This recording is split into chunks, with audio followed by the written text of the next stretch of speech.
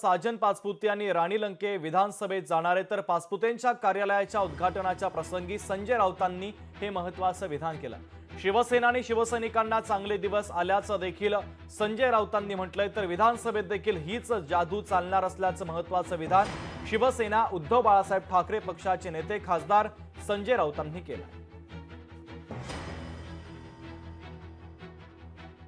आणि या श्रीगोंदा तालुक्यातली परिस्थिती अशी आहे की या तालुक्यातला पुढला आमदार शिवसेनेचाच होईल